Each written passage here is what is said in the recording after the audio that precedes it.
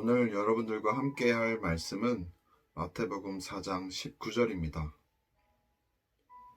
말씀하시되 나를 따라오라. 내가 너희를 사람을 낚는 어부가 되게 하리라 하시니. 아멘. 여러분들에게 퀴즈 하나 내겠습니다. 우리 예수님께서 몇 살에 돌아가셨는지 아시나요? 예수님은 33살에 돌아가셨습니다. 하나님께서는 사람들을 구원하시기 위해서 하나님의 아들이신 예수님에게 임무를 주시고 사람으로 태어나서 사람으로서 해야 할 일들을 감당하게 하셨어요.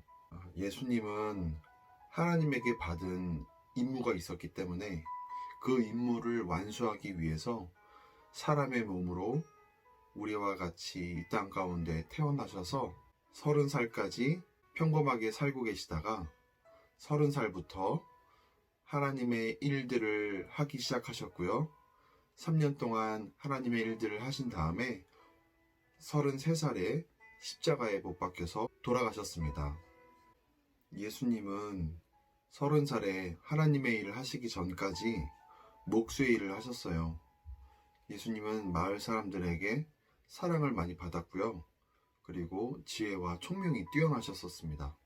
예수님께서 30살이 되었을 때 예수님의 친척인 요한이 400년 만에 하나님의 말씀을 받아들고 이스라엘에게 하나님의 말씀을 선포하기 시작하였습니다. 천국이 가까이 왔습니다. 회개하십시오.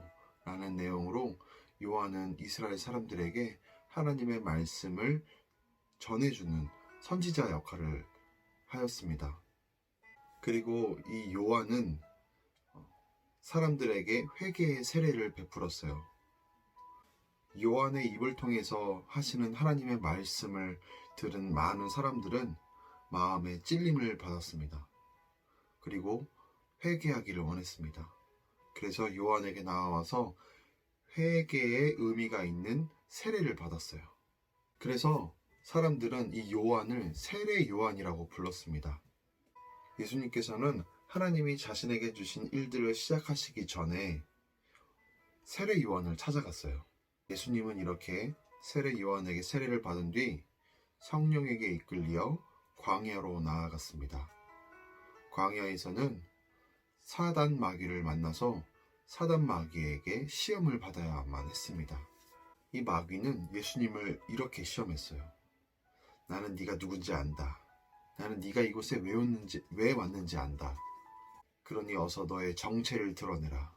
자, 그런데 예수님께서는 마귀가 말한 것처럼 하나님의 아들로서 이 땅 가운데 오셔서 해야 할 일들이 있으셨어요. 그 일들을 다 하신 후에 마지막으로 십자가에 못 박혀서 돌아가셔야만 했습니다. 그런데 마귀는 예수님께서 이 일들을 하지 못하도록 방해하는 거였어요. 십자가에 돌아가시기 전에 예수님이 누구인지 세상 사람들에게 자신의 정체를 알리라고 예수님을 유혹했습니다. 하지만 예수님은 마귀의 시험에 넘어가지 않으셨어요. 예수님은 마귀의 시험을 이기신 뒤에 드디어 하나님께서 주신 임무를 시작하시게 됩니다. 예수님께서는 이렇게 말씀하시고 하나님 나라, 하나님께서 주신 임무들을 시작하셨어요. 천국이 가까이 왔습니다. 회개하십시오. 그리고 처음으로 하나님께서 주신 임무를 행하셨는데 그것이 뭐였는지 아세요? 바로 예수님의 제자를 만드는 것입니다. 우리가 오늘 읽은 말씀 마태복음 4장 18절 말씀이 바로 그 내용이에요. 예수님께서는 많은 제자들을 만드셨어요. 예수님을 알지 못하는 사람들이 생겨나자 예수님을 알기 위해서 실제로 보고 함께 생활했던 사람들이 예수님께서 돌아가신 후에 펜을 들고 예수님에 대해서 적기 시작했습니다. 이렇게 예수님에 관해서 쓴 책이 많이 있는데 그 중에서도 마태복음, 그리고 마가복음, 그리고 누가복음 이 세 권의 책이 굉장히 비슷하게 기록되었어요. 그래서 마태복음에 나왔던 이야기들이 마가복음에도 나오고 또 누가복음에도 나옵니다. 오늘 우리가 읽은 마태복음의 말씀의 내용도 마가복음에도 나오고 누가복음에도 나와요. 자, 그런데 이 마태복음과 마가복음은 굉장히 내용이 비슷한데 누가복음은 좀 달라요. 한번 볼까요? 오늘 우리가 읽은 말씀은 마태복음 4장 19절이었지만 이 내용은 18절부터 시작해서 22절에 끝납니다. 한번 읽어볼게요. 갈릴리 해변에 다니시다가 두 형제 곧 베드로라 하는 시몬과 그의 형제 안드레가 바다에 금을 던지는 것을 보시니 그들은 어부라. 말씀하시되 나를 따라오라. 내가 너희를 사람을 낚는 어부가 되게 하리라 하시니 그들이 곧 그물을 버려두고 예수를 따르니라. 거기서 더 가시다가 다른 두 형제 곧 세베대의 아들 야고보와 그의 형제 요한이 그의 아버지 세베대와 함께 배에서 금을 깁는 것을 보시고 부르시니 그들이 곧 배와 아버지를 버려두고 예수를 따르니라. 자, 그러면 옆에 마가복음 1장 16절부터 20절이 있는데 이 내용과 또 마태복음의 내용을 비교해서 한번 읽어봅시다. 갈릴리 해변으로 지나시다가 시몬과 그 형제 안드레가 바다에 금을 던지는 것을 보시니 그들은 어부라. 예수께서 이르시되 나를 따라오라. 내가 너희로 사람을 낚는 어부가 되게 하리라 하시니 곧 그물을 버려두고 따르니라. 조금 더 가시다가 세베대의 아들 야고보와 그 형제 요한을 보시니 그들도 배에 있어 그물을 깁는데 곧 부르시니 그 아버지 세베대를 품꾼들과 함께 배에 버려두고 예수를 따라가니라. 자, 마태복음과 마가복음은 한 90% 이상 일치하는 것 같아요. 자, 그러면 누가복음을 한번 봅시다. 누가복음 5장 1절에서 11절입니다. 무리가 몰려와서 하나님의 말씀을 들을새 예수는 게네사렛 호숫가에 서서 호숫가에 배에 두 척이 있는 것을 보시니 어부들은 배에서 나와 그물을 씻는지라. 예수께서 한 배에 오르시니 그 배는 시몬의 배라. 육지에서 조금 떼기를 청하시고 앉으사 배에서 무리를 가르치시더니 말씀을 마치시고 시몬에게 이르시되 깊은 데로 가서 그물을 내려 고기를 잡으라. 시몬이 대답하여 이르되 선생님 우리들이 밤이 새도록 수고하였으되 잡은 것이 없지만은 말씀에 의지하여 내가 그물을 내리이다 하고 그렇게 하니 고기를 잡은 것이 심이 많아 그물이 찢어지는지라. 이에 다른 배에 있는 동무들에게 손짓하여 와서 도와달라 하니 그들이 와서 두 배의 채움에 잠기게 되었더라. 시몬 베드로가 이를 보고 예수의 무릎 아래에 엎드려 이르되 주여 나를 떠나소서 나는 죄인이로소이다 하니 이는 자기 및 자기와 함께 있는 모든 사람이 고기 잡힌 것으로 말미암아 놀라고 세베대의 아들로서 시몬의 동업자인 야고보와 요한도 놀랐습니다. 예수께서 시몬에게 이르시되 무서워하지 말라 이제 후로는 네가 사람을 취하리라 하시니 그들이 배들을 육지에 대고 모든 것을 버려두고 예수를 따르니라. 아멘. 자, 마태복음과 마가복음은 굉장히 비슷했죠? 예수님께서 갈릴리 해변에 다니시다가 안드레와 또 시몬 베드로를 보시고 그들에게 가서 이렇게 말씀하십니다. 나를 따라오라. 내가 너희를 사람 낚는 어부가 되게 하리라. 그러니 그들이 모든 것을 버려두고 예수를 따릅니다. 이 내용이에요. 마태복음, 마가복음은. 자, 그런데 누가복음은 어떻게 나와 있습니까? 무리가 몰려와서 하나님의 말씀을 들을새. 자, 예수님께서 호숫가에 계셨는데 이미 사람들이 많이 있었고 그 사람들에게 말씀을 가르쳐 주고 계셨어요. 자, 그런데 예수님께서 이 사람들을 가르치다가 보시니까 호숫가에 배 두 척이 있는 거예요. 그 두 척이 있었고 또 어부들이 있었는데 그 어부들이 배에서 나와서 그물을 싣고 있었어요. 그래서 예수님께서 그 배를 소유하고 있던 한 어부에게 가서 이렇게 요청하십니다. 나를 배에 태워 주십시오. 그리고 배를 육지에서 조금 떼어 주십시오. 라고 요청합니다. 그러자 베드로가 예수님을 자기의 배로 모십니다. 그리고 예수님께서는 그 베드로의 배에서 아까 가르쳤던 사람들 있죠? 그 사람들에게 계속 말씀을 가르쳐 주셨어요. 그리고 예수님께서 그 말씀 가르치신 걸 끝내시고 나서 시몬 베드로에게 이렇게 얘기하십니다. 저기 깊은 데로 가서 그물을 한번 내려 보십시오. 그러면 고기를 잡을 수 있으실 것입니다. 자, 그런데 어부인 시몬 베드로가 예수님께 이렇게 대답해요. 선생님, 저희들이 지난밤에 낚시하러 나갔지만 한 마리도 못 잡았어요. 하지만 선생님께서 저에게 이야기하시니 저희가 한번 해보겠습니다. 하고 그물을 내렸습니다. 그랬더니 고기를 잡은 것이 너무 많아서 그물이 찢어지는 거예요. 이 시몬이 어떻게 하냐면 야고보와 요한이 배를 타고 달려옵니다. 그래서 이 사람들이 도와줘서 그물을 간신히 올렸는데 고기가 두 배에 가득 채우게 됐다는 거예요. 자, 시몬 베드로의 배는 베드로와 그의 동생 안드레가 타고 있었고 어부가 매일 그물을 내리고 건져 올리는 이 어부가 힘이 약했을까요? 아니면 건장한 남자였을까요? 자, 건장한 남자라면 아마도 한 50kg 정도는 분명히 들었을 거예요. 자, 그런데 이 베드로가 누구와 함께 있었냐면 안드레, 자기 동생인 안드레와 함께 있었어요. 이 두 사람이 들어올리지 못했던 거예요. 두 사람이 한 100kg는 올릴 수 있었을 텐데.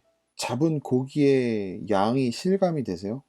장정 4명 이상이 들어 올려야만 했던 고기의 양. 자, 이 사람들이 얼마나 놀랐는지 9절에 한번 볼까요? 이는 자기 및 자기와 함께 있는 모든 사람이 고기 잡힌 것으로 말미암아 놀라고 생전에 이렇게 많은 고기를 잡아봤다는 이야기도 못 들어봤고 잡은 것을 본 것도 처음인 거예요. 자기네들이 어젯밤에도 나가서 고기를 낚아보려고 했지만 한 마리도 못 잡았거든요. 그런데 예수님이 그 던지라고 했던 그 깊은 곳에 그물을 던지자 있을 수 없는 일들이 벌어진 거예요. 조금 전에 예수님께서 배 위에서 사람들에게 가르쳤던 그 말씀들 떠올랐겠죠? 그리고 예수님께서 자기에게 보여주신 이 놀라운 일. 이 베드로는 예수님이 하나님께서 보내신 사람이라는 것을 직감적으로 알았을 거예요. 그래서 예수님에게 뭐라고 하냐면요. 예수의 무릎 아래에 엎드려 이르되 주여 나를 떠나소서 나는 죄인이로소이다. 예수님 저를 떠나십시오. 저는 죄인입니다. 자, 그러자 예수님께서 이렇게 말씀하세요. 두려워하지 말아라. 내가 너를 사람을 낚는 어부로 만들어 주겠다. 라고 하시니 이들이 모든 것을 버리고 예수님을 따르게 됩니다. 예수님의 부르심에 응답하는 제자들의 모습을 오늘 말씀으로 읽었습니다. 이 말씀은 우리들에게 어떤 의미일까요? 성경은요, 하나님의 말씀인 거 잘 알고 계시죠? 우리가 성경을 읽게 될 때 하나님의 말씀을 듣게 되는 거예요. 하나님은 이 책을 통해서도 우리에게 충분히 말씀하실 수 있어요. 하나님 보시기에 우리들에게 잘못된 것들이 있다면 무엇이 잘못되었는지, 어디가 잘못되었는지를 깨닫게 해주세요. 또 우리로 하여금 그 말씀을 듣고 순종하는 것을 하나님은 원하세요. 그래서 오늘 말씀을 통해서 내가 순종해야 될 부분들이 무엇이 있을까? 회개해야 할 부분들이 무엇이 있을까? 하나님은 나에게 어떤 말씀을 하시고 있는 거지? 하나님은 내가 이 말씀을 통해서 어떻게 하길 원하시지? 이런 것들을 질문해 봐야 돼요. 그럼 오늘의 말씀을 가지고 한번 생각해 보세요. 하나님께서는 여러분들에게 무엇을 원하시는지. 자, 말씀을 다시 한번 보면서 우리에게 말씀하시고자 하시는 하나님의 뜻이 무엇인지 좀 더 구체적으로 한번 봐보겠습니다. 자, 마태복음 4장 18절을 보면 갈릴리 해변에 다니시다가 두 형제 곧 베드로라 하는 시몬과 그의 형제 안드레가 바다에 금을 던지는 것을 보시니 그들은 어부라. 자, 누가복음 5장 3절 한번 봅시다. 예수께서 한 배에 오르시니 그 배는 시몬의 배라. 자, 어부인데 배가 있는 어부였던 거예요. 이 베드로가 살고 있었던 시대는 로마 시대예요. 로마가 이스라엘을 다스리던 시대였습니다. 자, 로마는 계급 사회였거든요. 자, 우리나라도 옛날에는 계급 사회였죠. 그런 거와 같이 이 로마가 계급 사회였고 이스라엘 사람들은 세금을 내야만 했었어요. 로마에게 성전에 대한 세금이 있었고, 이스라엘 사람들이 내는 세금에는 성전에 대한 세금도 있었고 개인적으로 내야만 하는 세금도 있었고 또 상품에 매기는 세금도 있었어요. 세금이 굉장히 센 편이었고요. 이 세금을 내지 못해서 빚을 지는 사람들도 생겨나기 시작했고, 그리고 이스라엘을 관리했던 로마 정부 사람들이 이스라엘 사람들을 가끔씩 홀대하기도 했고 무시하기도 했고요. 괴롭히기도 했어요. 자, 그래서 이스라엘 사람들은 로마의 지배에서 벗어나고 싶어 했어요. 그리고 이스라엘 사람들은 하나님께서 자신들이 살고 있는 시대에 께서 찾아오셔서 로마라는 나라를 벌 주시고 또 자기 이스라엘을 구원해 주실 거라는 믿음이 있었습니다. 자, 그리고 19절에 베드로와 안드레가 예수님을 찾아가서 예수님에게 우리를 제자로 삼아 주세요라고 했을까요? 아니면 예수님께서 베드로와 안드레를 찾아오셨을까요? 예수님께서 먼저 베드로와 안드레를 보시고 그들을 찾아오신 거예요. 이렇게 하나님은 우리들의 삶 가운데 어느 날 문득 이렇게 들어오세요. 우리를 보고 계시다가 어느 날 우리를 찾아오시는 거예요. 자, 예수님이 베드로와 안드레를 부르시자 베드로와 안드레가 어떻게 대답합니까? 네, 예수님, 따라가겠습니다. 자신들이 가지고 있던 배와 그물과 가족들을 버리고 예수님을 따라갑니다. 베드로와 안드레가 왜 예수님을 따라갔을까요? 예수님께서 이렇게 얘기하셨어요. 내가 너희들을 사람 낚는 어부로 만들어 주겠다. 우리 아까 누가복음에서도 봤죠? 예수님의 말씀에 의지해서 깊은 곳에 그물을 내렸더니 상상할 수 없을 정도의 많은 양의 물고기를 잡게 됐어요. 예수님의 말씀은 단지 소리가 있는 언어가 아니에요. 예수님의 말씀은 바람을 멈추시고 바다를 잠재우실 수 있는 능력이 있으신 분이에요. 세상을 창조하실 때 빛이 있으라 하시니 빛이 생겨났어요. 예수님의 말씀은 반드시 이루어지게 돼 있어요. 진리의 말씀이란 뜻이에요. 그래서 베드로와 안드레는 모든 것을 버리고 예수님을 따르게 됩니다. 그리고 예수님을 따라가기로 결정했을 때 이 베드로의 삶이 어떻게 바뀌냐면요. 이전에 베드로는 고기를 잡는 어부였어요. 그런데 예수님을 만나고 예수님을 따르기로 결정하자 이 베드로는 사람을 낚는 새로운 삶을 시작하게 됩니다. 그리고 베드로가 설교할 때마다 얼마나 많은 사람들이 예수님께로 돌아오게 되는지 한 번 설교를 하게 되면 3,000명, 4,000명, 5,000명씩 예수님께로 돌아오는 거예요. 예수님이 하셨던 말씀처럼 정말로 이제 베드로는 사람을 낚는 어부가 되었습니다. 베드로는 예수님이 십자가에 달리시기 위해서 체포되던 날 예수님을 3번이나 부인했던 사람이에요. 그리고 베드로가 예수님을 3번이나 부인하고 힘들고 괴로워할 때 예수님께서는 베드로를 위해서 기도해 주시고 베드로가 다시 일어날 수 있게끔 힘을 주셨습니다. 그리고 결국엔 예수님께서 베드로를 사람을 낚는 어부로 만들어 주셨어요. 베드로를 찾아갔던 그 예수님께서는 오늘 우리도 찾아오십니다. 그리고 우리에게 이렇게 말씀하세요. 나를 따라오너라. 내가 너희를 사람을 낚는 어부로 만들어 주겠다. 오늘 나의 모습은 매우 실망적일 수도 있어요. 그러나 예수님의 말씀은 진리의 말씀이시고 능력의 말씀이십니다. 그 예수님의 능력의 말씀이 우리에게 임하면 반드시 이루어지실 것입니다. 여러분 혹시 5년 뒤 나의 모습을 적어본 적 있나요? 또는 10년 뒤 나의 모습이 어떠할지 한번 종이에 써본 적이 있나요? 지금은 우리가 부족한 모습일지라도 우리가 예수님을 따르기로 결정한다면 10년 뒤 나의 모습이 어떻게 변해 있을까요? 예수님의 말씀이 나를 어떻게 변화시킬까요? 우리가 어떤 모습으로 변해 있을까요? 궁금하지 않나요? 한번 기대해 보세요. 그리고 그 기대를 한번 글로 한번 써보세요. 하나님이 멋지게 만들어 가실 날을 기대하며 또 하나님이 나에게 주실 그 천국을 기대하며 살아가시는 한 주 되시기를 축복합니다.